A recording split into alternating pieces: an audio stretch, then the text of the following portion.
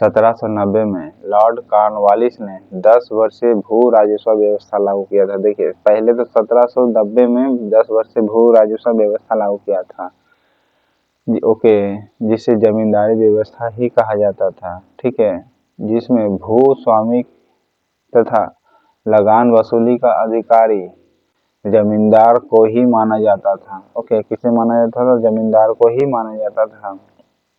भूमि का भी स्वामी था और लगान का भी वसूली करने का भी अधिकारी था। कौन? जमींदार। तो जमींदार को ही माना जाता था, जिसे कहा जाता था क्या? जमींदारी व्यवस्था। तो जमींदारी व्यवस्था ही बाद में क्या हुआ? अस्थाई बंदोबस्त में कन्वर्ट हो गया। कब? 1793 में, 22 मार्च 1793 को।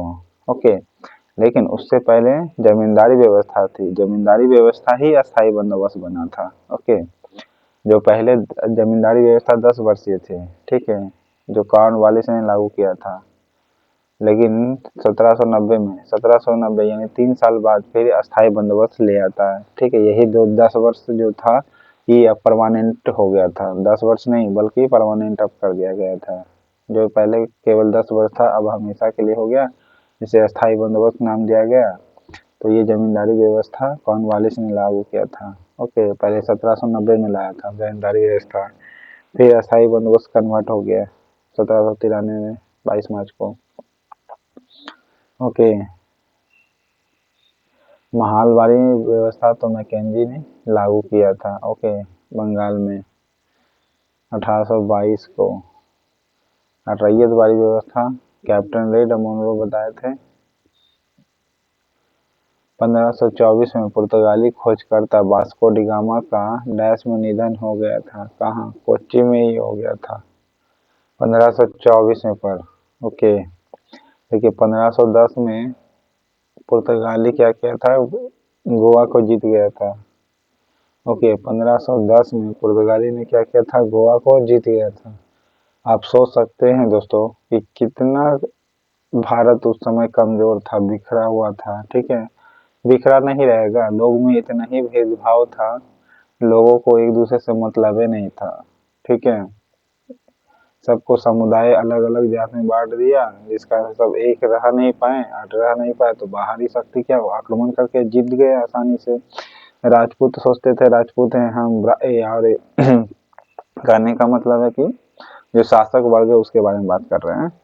ठीक है, तो सेना में शामिल नहीं करेगा, एक तरफा ही अपने को क्या करेगा? सैन्य प्रोटेक्शन करेगा। तो अकेले आप कितना लड़िएगा? ठीक है, जब तक आप सबके साथ लेके नहीं चलिएगा तो निश्चित है कि आसानी होगा दुश्मन सेना को जीतने के लिए। ओके, तो कोच्चि हो गया, कोच्चि में ही मौत हो गया था। देखिए 1498 में आया और 1510 में जीत गया था गोवा को। सोचिए, पुर्तगाली लोग मात्र कितना?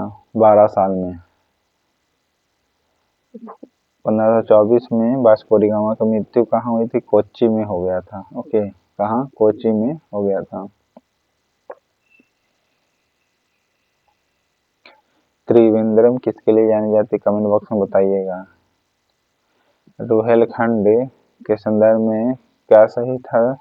रुहेलखंड का राजधानी बताए थे आंवला था, जो अब बरेली कहा जाता है प्रेजेंट में।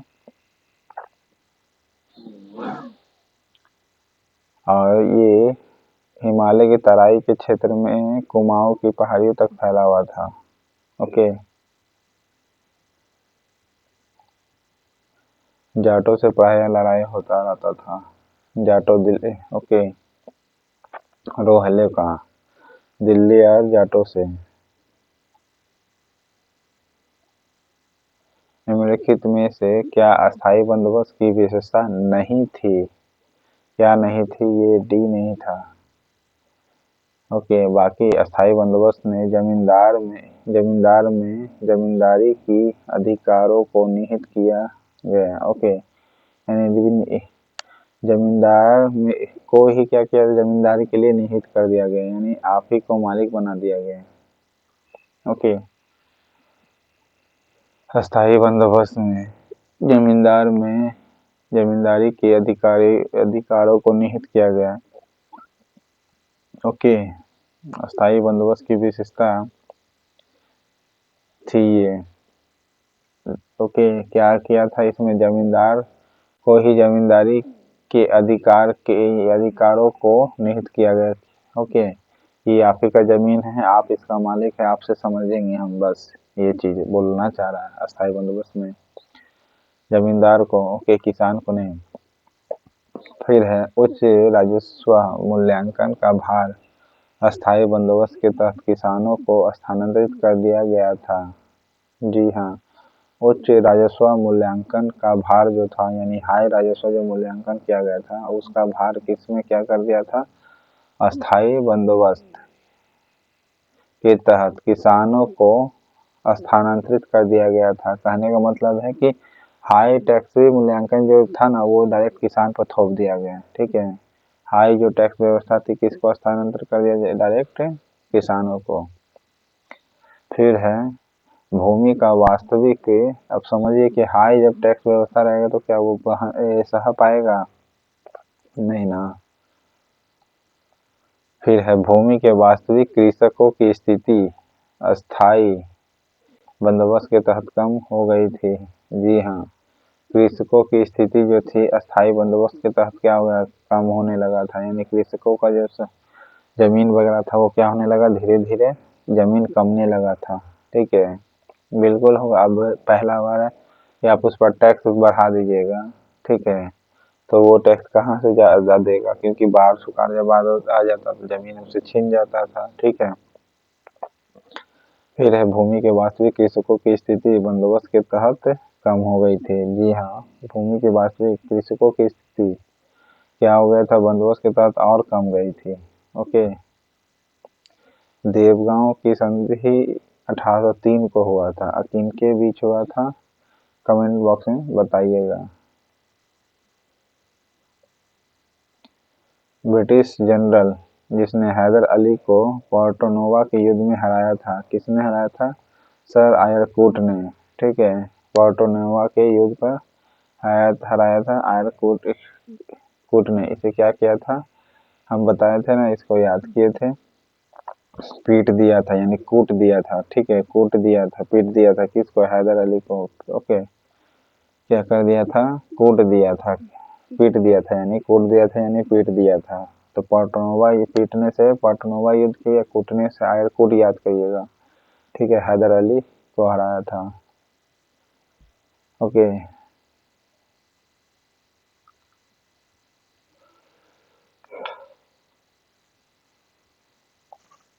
निम्नलिखित में से किस वर्ष पेड्रो अल्वारेज कैब्राल के नेतृत्व में 2 जहाजी बेड़े भारत आए थे, 1500 में आया था।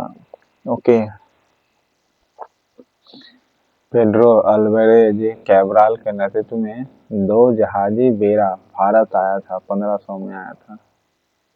ठीक है, कौन सा, 1500 में आया था।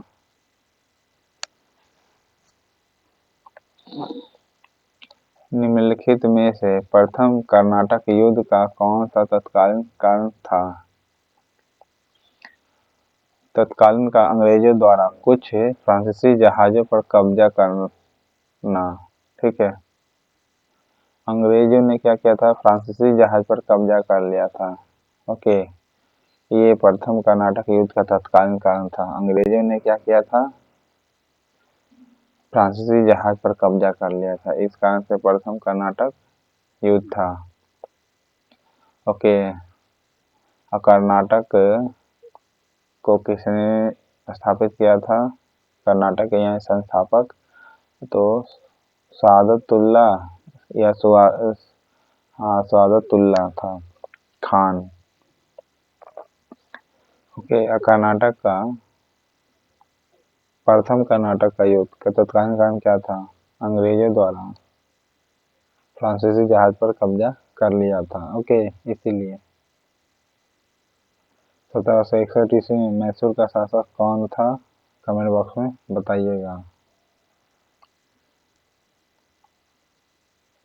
निजामुल मुल्क। ओके, नेक्स्ट है, नील एवं अफीम की खेती किसानों के लिए अत्यंत हानिकारक सिद्ध हुई, जी हाँ, बिल्कुल सही है। नील एवं अफीम की खेती जो था किसानों के लिए क्या हुआ, अफीम किससे पाया था, किस प्लांट से, तो पॉपी से बताए थे ना।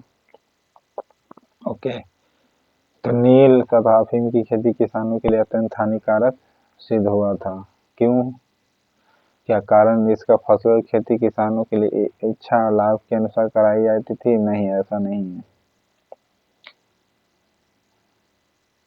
डेनमार्क ने भारत में से रामपुर में अपनी बस्ती स्थापित किया था। जी हाँ, 1616 में कंपनी स्थापित किया डेनमार्क ने। ओके, भारत में नागरिक सेवा का जनक किसे कहा जाता है? कॉर्नवालिस को कहा जाता है नागरिक सेवा का भी। और 1790 में जमींदारी व्यवस्था कॉर्नवालिस ने ही लाया था। फिर 1713 में कन्वर्ट हो जाता है वही अस्थायी बंदोबस्त में, ठीक है, 22 मार्च को। ओके, मिंटो ने क्या कहा था, जो अलग करने का जो व्यवस्था हम लोग चुनाव का नहीं कर दिया था मुस्लिम के लिए, तो सांप का दांत बीज बोना जैसा सिस्टम मिंटो ने बोला था। ओके, डलहौजी ने 1856 में क्या किया था, अवध को भारत में मिला लिया था। ठीक है, एलन के समय में क्या था, दास प्रथा खत्म हुआ था। पलासी की लड़ाई में किसके नेतृत्व में एक छोटी सेना नवाब के प्रति वफादार रही थी? तो मोहनलाल भी था, मीर मदान भी था। पलासी की लड़ाई में एक छोटी सेना था, नवाब के प्रति वफादार रहा मोहनलाल मीर मदान, बताए थे मोहनलाल मीर मदान। ओके, सिराजुद्दौला से साथ रहा था मोहनलाल मीर मदान। ओके, सहायक संधि प्रणाली भारतीय राज्यों की स्वतंत्रता समाप्त करने का एक प्रमुख साधन थी। जी हाँ, सही बात है। सहायक संधि प्रणाली भारतीय राज्यों की जो स्वतंत्रता थी धीरे धीरे समाप्त करने का एक प्रमुख साधन था। सही बात है। दूसरा, इस प्रणाली के अंतर्गत अंग्रेजी सेना का खर्च भारतीय राज्यों के उठाना पड़ता था। जी हाँ, इसी कारण से तो क्या हुआ, सहायक संधि अपना लिया गया था। जब भारतीय ही अंग्रेज का खर्च उठाया तो सहायक संधि अपना लिया। ठीक है, इसी कारण से क्या हुआ, समाप्त हुआ भारत का स्थिति। भारत का प्रभुत्व स्थापित करने के लिए निम्नलिखित में से किस वायसराय ने मजबूत सामुद्रिक नीति संचालन किया था? अल्मीरा ने किया था। ओके, भारत का प्रभुत्व जो था, भारत में प्रभुत्व स्थापित करने के लिए निम्नलिखित में से किस वायसराय ने मजबूत समुद्री नीति का संचालन किया था? तो अल्मीरा ने किया था। ओके, मजबूत समुद्री नीति का संचालन किया था कौन? अल्मीरा ने किया था। ओके, सहायक संधि की पद्धति किसने शुरू की थी? बेलेजेरी ने किया था सहायक संधि। ओके, क्यों किया था? क्योंकि जान रहा कि भारतीय खर्च से अंग्रेजी सेना खर्च दिया जाता ही है, इसलिए और भारतीय लोगों ने अपनाने लगा। तो सहायक संधि की पद्धति किसने शुरू की थी? बेलेजेली ने। इस 4 ऑप्शन के अनुसार, लेकिन असल में बेलेजेली ने ये बल्कि ये बड़े पैमाने पर यूज किया था, ये भले हो सकता है। ओके, लेकिन सहायक संधि का कॉन्सेप्ट लाया था पुर्तगाली लोगों ने या फ्रांसीसी लोगों ने? कमेंट बॉक्स में बताइएगा। तो फ्रांसीसी ने लाया था। ओके,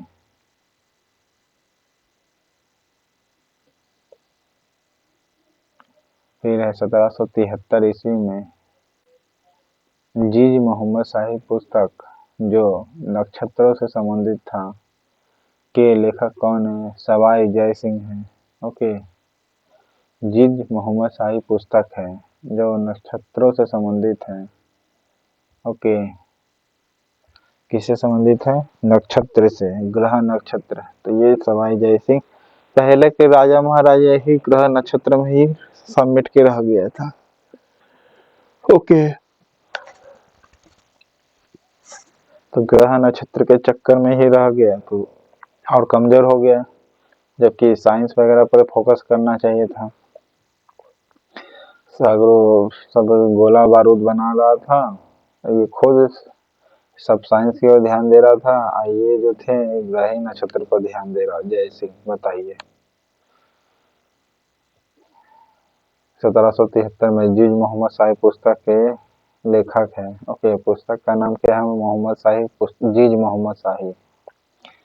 क्या नाम है? जीज मोहम्मद शाही, जीज मोहम्मद शाह। मोहम्मद शाह को हम लोग पूजते हैं, ठीक है। मोहम्मद शाह को क्या पूछते हैं? मुसलमान लोग पूजता है, ठीक है। मोहम्मद शाह को यानी मोहम्मद शाह को कोई क्या करता है? पूछता है ना, तो मोहम्मद शाह से मोहम्मद शाही याद रखना है, ठीक है। 1773 में अब ईश्वर हुआ, यानी समझिए कि ग्रह नक्षत्र के बारे में बात कर रहा है एक तरह से, यानी ईश्वर के बारे में। इन लोग के लिए तो पहले ग्रह नक्षत्र ईश्वर के ही स्वरूप ना मानता था, ठीक है। इसलिए ग्रह नक्षत्र से संबंधित मान लीजिएगा मोहम्मद साहब को, ठीक है। और पुस्तक के लिखे जीज मोहम्मद शाही, पुस्तक जो नक्षत्रों से संबंधित है। इस प्रकार ट्रिक या 1773 में जीज मोहम्मद शाही पुस्तक जो नक्षत्रों से संबंधित है। कौन है लेखक? सवाई जय सिंह, ठीक है। सवाई जय सिंह। मोहम्मद साहब जो थे, इसको कैसे याद करना है? 1773 में लिखा गया, पहला ये। दूसरा, मोहम्मद शाही से याद करना है, ईश्वर है मोहम्मद शाह, पता है ना मोहम्मद साहब क्या है? ईश्वर है। तो मोहम्मद शाही कहाँ है? ऊपर होते हैं। ऊपर का मतलब ऊपर वाला सब कहता है ना, ऊपर वाला होगा, यानी नक्षत्र कहाँ? ऊपर ही हम लोग देखते हैं, ठीक है। नक्षत्र वगैरह कहाँ देखते हैं? ऊपर तारा वगैरह देखते हैं, तो मोहम्मद शाह को देखते हैं। और जानते हैं कि ईश्वर का क्या करते हैं? जय जयकार करते हैं। ईश्वर को क्या करते हैं? जय जयकार करते हैं। तो जय जयकार से जय सिंह याद रखिएगा, जय जयकार से जय सिंह याद करिएगा। मोहम्मद शाह को क्या करते हैं? जय जयकार करते हैं, ठीक है। तो 1773 में जीज मोहम्मद शाही पुस्तक है जो नक्षत्रों से संबंधित है, के लेखक सवाई जय सिंह है। निम्नलिखित में से बताना है किस राज्य ने सबसे अंत में सहायक संधि स्वीकार की थी? तो सिंधिया ने सबसे लास्ट में स्वीकार किया था। हैदराबाद ने सबसे पहले शुरुआत किया। नेक्स्ट है, भारत में पुर्तगालियों का प्रभुत्व मुख्यतः समुद्री शक्तियों पर आधारित था। हाँ बिल्कुल, समुद्री शक्तियों पर ही आधारित होगा पुर्तगालियों का, ठीक है। अल्मीरा ने मजबूत सामुद्रिक नीति अपनाई थी। ओके, भारत में पुर्तगालियों का प्रभुत्व मुख्यतः समुद्री शक्ति पर आधारित था। बिल्कुल हाँ, समुद्री शक्ति पर आधारित था। क्यों था? कारण क्योंकि पुर्तगालियों ने कारताज प्रणाली के माध्यम से हिंद महासागर व्यापार की नियंत्रण किया था। कौन सा प्रणाली यूज किया था?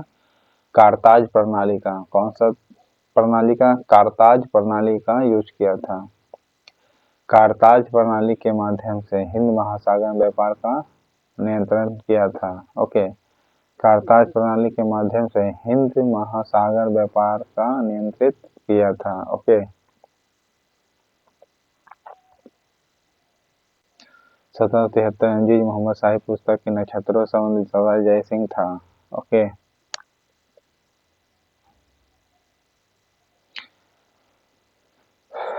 और पेशवाओं के संबंध में कौन कौन होगा? बालाजी विश्वनाथ, फिर बाजीराव प्रथम, फिर बालाजी बाजीराव। ओके, ऐसे याद करना है। फिर नाना साहब।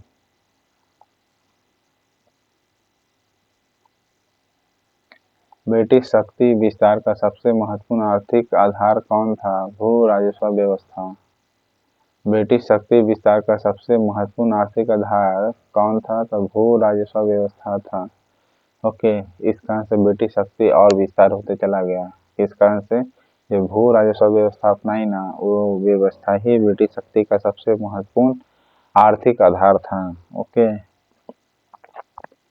भले वो व्यापार करने आए, लेकिन भू राजनीतिक व्यवस्था तीन देख रहे, तीन तीन को यूज किया था। ओके, अस्थाई बंदोबस्त हो गया जो पहले जमींदारी व्यवस्था था, फिर रैयतवाड़ी हो गया, फिर महालवाड़ी हो गया। तो ब्रिटिश शक्ति का सबसे महत्वपूर्ण आर्थिक आधार क्या हो गया? भू राजस्व व्यवस्था। ओके,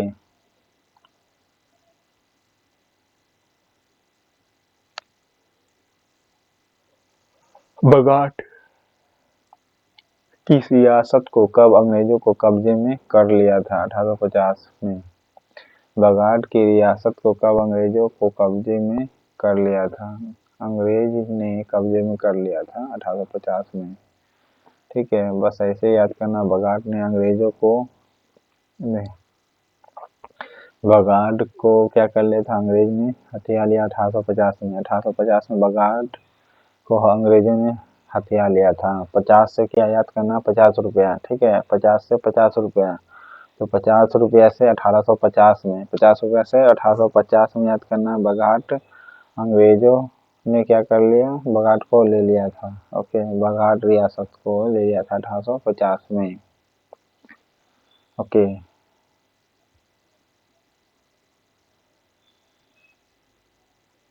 और गुरु ग्रंथ संकलित किसने किया था? तो गुरु अर्जुन देव ने संकलित किया था। ओके, बंगाल को भारत का स्वर्ग कहा जाने लगा किसके समय में? तो अलीवर्दी खां के समय में। ओके, बंगाल को भारत का स्वर्ग कहा जाने लगा किसके समय? अलीवर्दी खां के समय में। निम्नलिखित में से कौन सी भू राजस्व व्यवस्था सबसे अधिक क्षेत्रफल पर लागू हुई थी? तो रैयतवाड़ी व्यवस्था सबसे ज्यादा व्यवस्था लागू की गई थी, अधिक व्यवस्था। ठीक है, सबसे अधिक क्षेत्रफल पर रैयतवाड़ी व्यवस्था लागू की गई थी। ओके, राजा राम की विधवा का नाम क्या था? ताराबाई। ओके, राजा राम की विधवा का नाम क्या था? ताराबाई। उसका छोटा पुत्र कौन था? शिवाजी द्वितीय। ओके, 1802 में ही क्या हुआ था? शिवाजी द्वितीय के समय में एक संधि हुआ था। बताइए उस कौन सा संधि था? किस वायसराय ने अपनी हड़प नीति के आधार पर गोद लेने की प्रथा को गलत कर दिया, यानी अमान्य कर दिया? निम्न राज्यों को ब्रिटिश साम्राज्य में विलीन कर दिया। डलहौजी था। ओके, डलहौजी था। और लॉर्ड हेस्टिंग के समय में ही क्या होता? द्वितीय आंग्ल मैसूर युद्ध हुआ था। ओके, हेस्टिंग के समय में।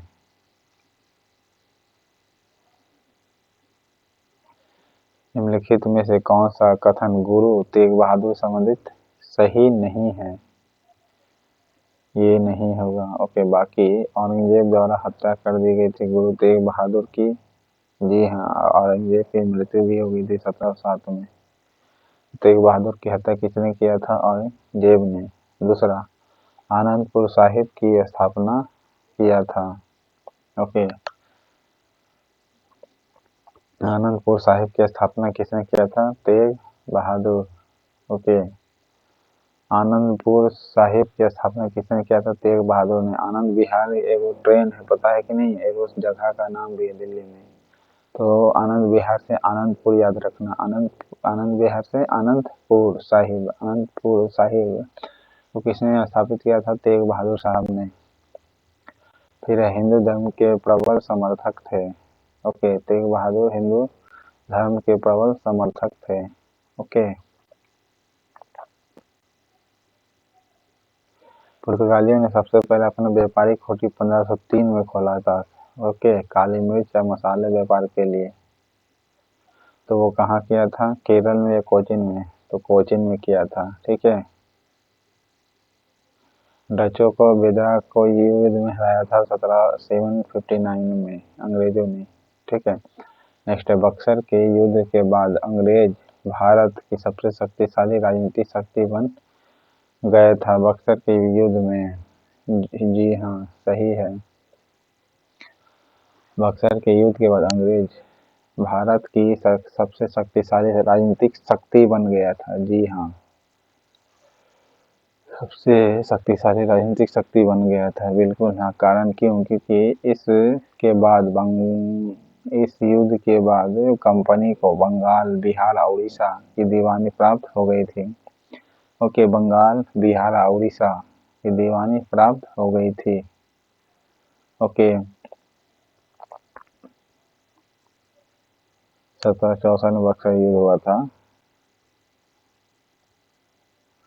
रैयतवाड़ी व्यवस्था के योजनाकार कौन था? तो रीड था, टॉमस मुनरो था। ओके, मैकेंजी महालवाड़ी में कॉर्नवालिस अस्थायी व्यवस्था में था। ओके, पुर्तगाली राज्य के गवर्नर वायसराय के रूप में कौन था? अल्मेरा था, फ्रांसिस डी अल्मेरा। ओके, नेक्स्ट है, किस मराठा पेशवा ने चौथा सरदेशी मुखी कर वसूल करने का अधिकार विभिन्न मराठा सरदारों को दे दिया था? तो बालाजी विश्वनाथ को दिया गया। बालाजी विश्वनाथ ने किया था। ओके, किस मराठा पेशवा ने चौथा सरदेशी मुखी कर वसूल करने का अधिकार विभिन्न मराठा सरदारों को दे दिया गया था? यानी हर मराठा सरदार अपना वसूल कर सकता है। तो बालाजी विश्वनाथ ने किया था। किसने किया था? बालाजी विश्वनाथ ने किया था कि हर सरदार क्या कर सकता है? चौथा सरदेशी मुखी कर वसूल करेगा। ठीक है, यानी सब जितना सरदार था ना, मराठा सरदार, सबको अधिकार दिया गया था चौथा स्वदेशी मुखी वसूल करने का। ओके,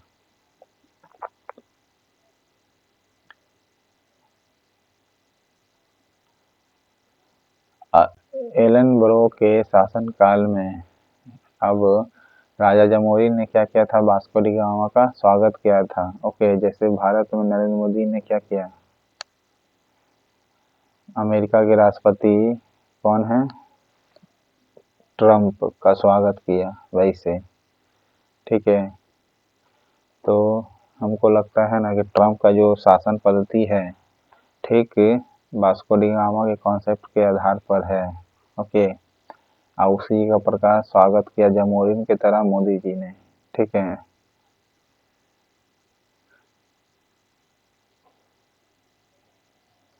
एलन ब्रो के शासनकाल में किस वर्ष सिंध का अंग्रेजी राज्य में विलय हो गया था? 1843 को। ओके, 1843 को, जी हाँ, 1843 में ही एलन ब्रो ने सिंध को अंग्रेजी राज्य में विलय कर लिया था। सही है, 1843 में किया था। ओके, 1843 को। और 50 में क्या हुआ था? कौन सा 50 में? 1850 में बघाड़ी को जीत लिया था, अंग्रेज ने विलय कर लिया थी। ठीक है, 1843 में एलन ब्रो ने सिंध को जीतकर विलय किया था।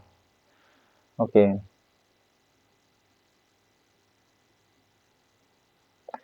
सर्वप्रथम 1498 में वास्को डी गामा नामक पुर्तगाली नाविक उत्तर महासा अंतरिक्ष का चक्कर काटते हुए निम्न में से किस एक गुजराती की सहायता से भारत के कालीकट तक पहुंचा था? अब्दुल मजीद की सहायता से पहुंचा था। ओके, उत्तर महासा अंतरिक्ष का चक्कर काटते हुए पुर्तगाली ने पहुंचा था वास्को डी गामा यानी। ओके, किन यूरोपियों ने भारत में सर्वप्रथम समुद्री व्यापार केंद्र स्थापित किया था? कमेंट बॉक्स में बताइएगा। नेक्स्ट है, ब्रिटिश आर्थिक नीति के कारण भारत में कृषि का व्यवसायीकरण हुआ था। जी हाँ, व्यवसायीकरण हुआ था। ओके, जैसे नील की खेती करना, ये सब क्या है? व्यापारी से संबंधित व्यवसाय करना, तो व्यवसायीकरण हो गया था। ठीक है, कृषि का व्यवसायीकरण हो गया था। ठीक है, अफीम भी उत्पादन किया था, तो कृषि का व्यवसायीकरण हुआ था। जी हाँ, बिल्कुल सही है। दूसरा, किसानों को नगद टैक्स चुकाने के लिए नगदी फसलों की खेती के लिए बाध्य किया गया था। जी हाँ, इसीलिए किसानों को नगद कर चुकाने के लिए नगद कर चुकाना है तो नगदी फसल उगाना पड़ेगा, नगद कर चुकाना तो नगदी फसल उगाना पड़ेगा। ऐसे अफीम और नील, ठीक है, के लिए क्या क्या बाध्य किया, ठीक है, अफीम और नील के लिए बाध्य किया था। भू राजस्व अस्थायी बंदोबस्त एवं रैयतवारी प्रणाली क्रमशः शुरू की गई थी। तो अस्थायी बंदोबस्त फिर रैयतवारी व्यवस्था कहाँ शुरू की गई थी? तो पहले बंगाल, फिर मद्रास में। मद्रास में रैयतवारी व्यवस्था और अस्थायी बंदोबस्त बंगाल में, ठीक है। महालवाड़ी भी बंगाल में चालू हुआ था, लेकिन पहले अस्थायी बंदोबस्त और रैयतवारी व्यवस्था कहाँ चालू हुआ था? मद्रास में चालू हुआ था। ओके। तृतीय अंग्रेज मराठा युद्ध से संबंधित कौन सा संधि हुआ था? तो पूना की संधि हुआ था। ओके। बेसिन की संधि कब हुआ था? कमेंट बॉक्स में बताइएगा।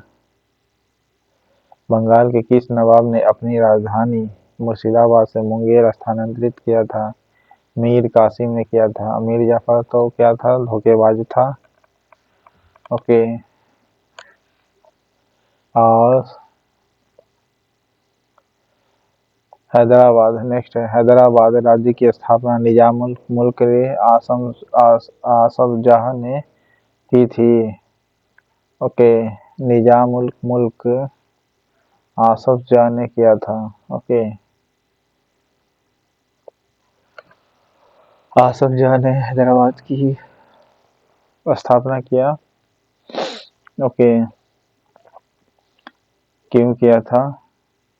आर गलत है, ठीक है, छोड़ दीजिए। निजाम उल मुल्क ने मराठों को निर्णायक रूप से पराजित कर स्वतंत्रता प्राप्त की। नहीं, ऐसा नहीं है। आसफ जहाँ ने हैदराबाद की स्थापना किया। निजाम उल मुल्क आसफ जहाँ ने। ओके। सहायक प्रणाली की शुरुआत बदले में नरेश से धन लेना की शुरुआत किसने किया था? तो फ्रांसीसी गवर्नर डुप्ले ने। ओके। किसने? डुप्ले ने। ओके। रियन डुप्ले ही था सहायक संधि का शुरुआत करने वाला। ओके। अंग्रेजी सेनापति रॉबर्ट क्लाइव और बंगाल के नवाब सिराजुद्दौला के बीच प्लासी का युद्ध कब लड़ा गया था? 1757 को, जून के 1757। ओके, जून के 1757 में किया गया था। ओके। 21 जून तो 23 जून, कमेंट बॉक्स में बताइएगा। 1757 जून 1757 को हुआ था। ओके। प्लासी का युद्ध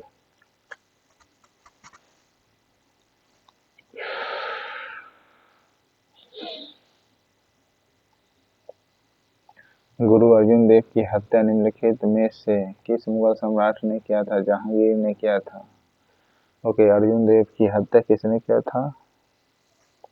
जहांगीर ने किया था। और इसी के समय में क्या आया था?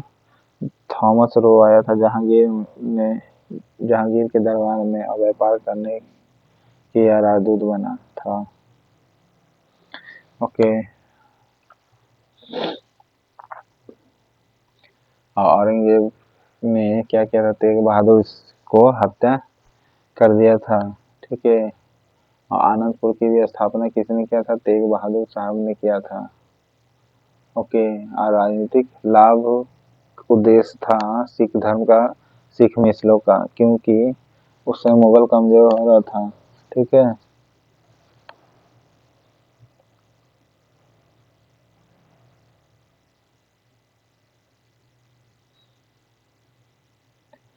ददनी पद्धति प्रचलित मध्यकालीन भारत में था। उसका मतलब क्या होता है? इससे अंतर्देशीय या विदेशी व्यापार दोनों प्रोत्साहित किया जाता था।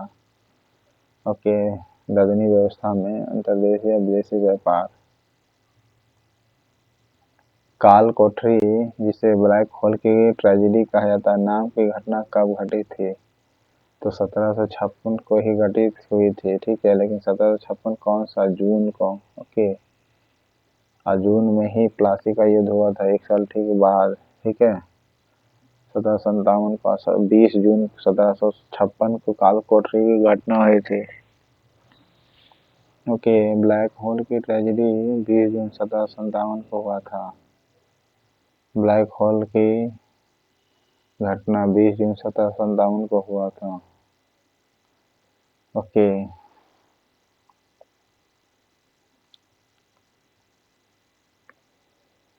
शाह ए खबर उपनाम से किसे पुकारा गया था? बहादुर शाह को।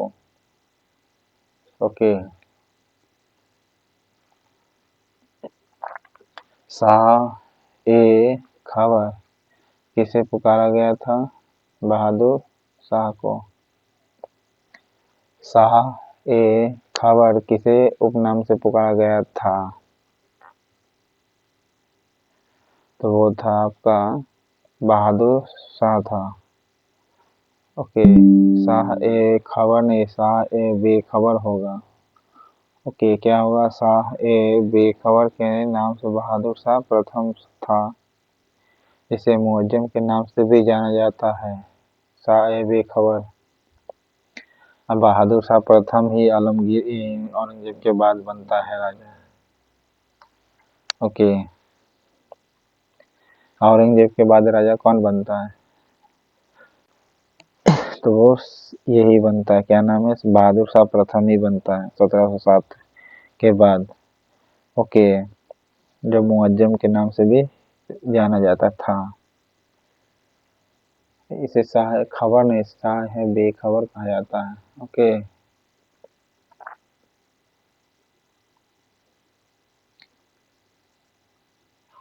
तो इस प्रकार आपका 100 क्वेश्चन था दोस्तों। चैनल पसंद आए तो लाइक करिएगा, सब्सक्राइब करिएगा, मेरे छोटे से चैनल को आगे बढ़ाने में सहयोग करिएगा। ओके।